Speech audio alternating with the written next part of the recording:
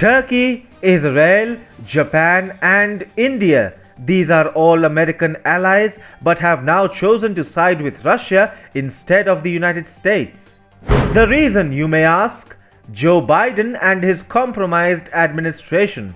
As it now turns out, the US is losing a Biden-initiated Cold War 2.0 with Russia as its own allies start distancing themselves from Washington. Hi and welcome to TFI Global, the foreign affairs and geopolitical analysis arm of the TFI Media Group. I am your host Sanbir Singh, and in this video we talk about how Biden is single-handedly leading Russia to global glory. Joe Biden's mindless remarks against Russian President Vladimir Putin have triggered an unprecedented diplomatic row between the United States and Russia.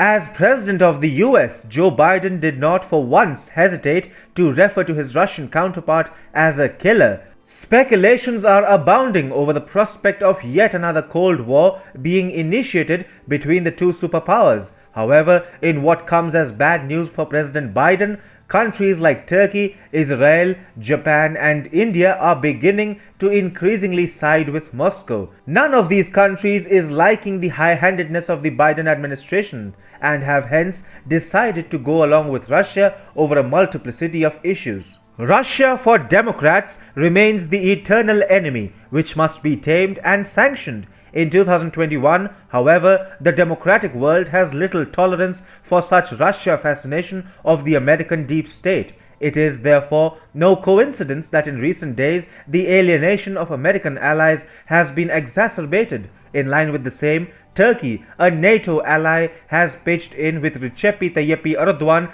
giving his two bits on the entire killer fiasco triggered by Biden. And what Erdogan has to say is no good news for the US president.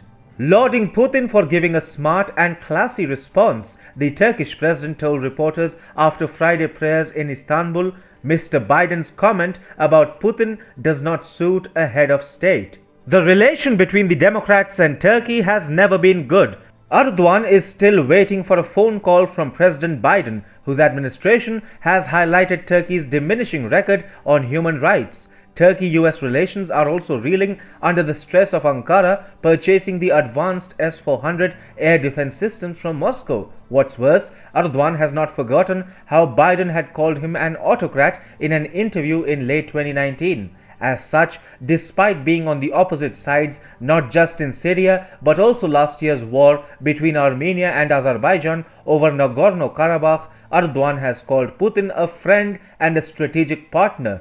Israel, as reported by TFI recently, is itself turning to Russia after being cold-shouldered by the Biden administration. Recently, the foreign ministers of Russia and Israel met and heaped praises on each other and the bilateral ties between their nations. The Israeli side particularly made no secret of the fact that they were willing to give up on the United States in order to cozy up to Moscow. We had also explained how Israel might have subtly indicated to Russia that the Kremlin could avail high-level intel from it in order to strengthen its position in the Middle East. Joe Biden is particularly interested to revive the dead cause of Palestine, and Netanyahu has made up his mind to abandon the US for as long as it is ruled by Democrats like Biden. Japan too is not liking the abject surrender by the Biden administration before China. Not only does it not augur well for the most powerful country in the world to prostrate before the paper dragon, but also poses a national security and geopolitical threat to Tokyo.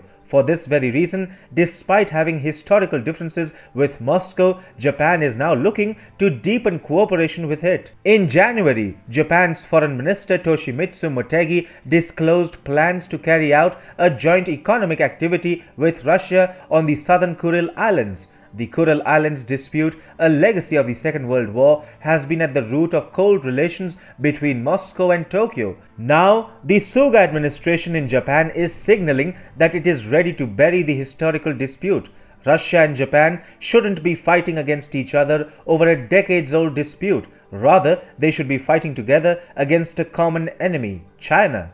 As a matter of fact, the trilateral between India, Japan and Russia is looking at energy, coal mining, transport and logistics, maritime connectivity, diamond processing, agro-industry, forestry, pharma, healthcare, high technology, scientific research, capacity building, tourism, and humanitarian fields as the areas in which cooperation is possible in the Russian Far East region. Thus, a new era of international cooperation with Russia is just on the cusp of opening. We now come to India, which is increasingly being guilt-tripped by the Biden administration for its close ties to Russia.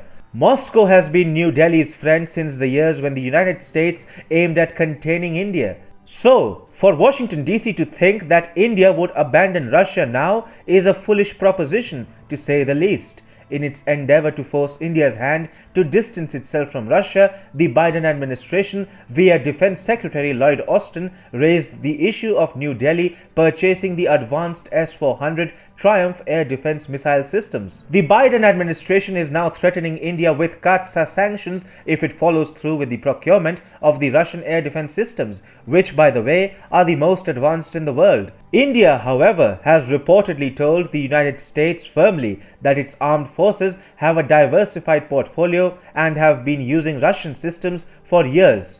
According to the print, it has also told Washington that the process to acquire the Russian system began much before the US introduced the Countering America's Adversaries Through Sanctions Act, which attracts sanctions against countries involved in trade with Moscow. Joe Biden is thus evidently losing Cold War 2.0 against Russia, as countries increasingly begin siding with Moscow. By the end of his term, President Biden would have achieved an unimaginable feat: the alienation of all American allies.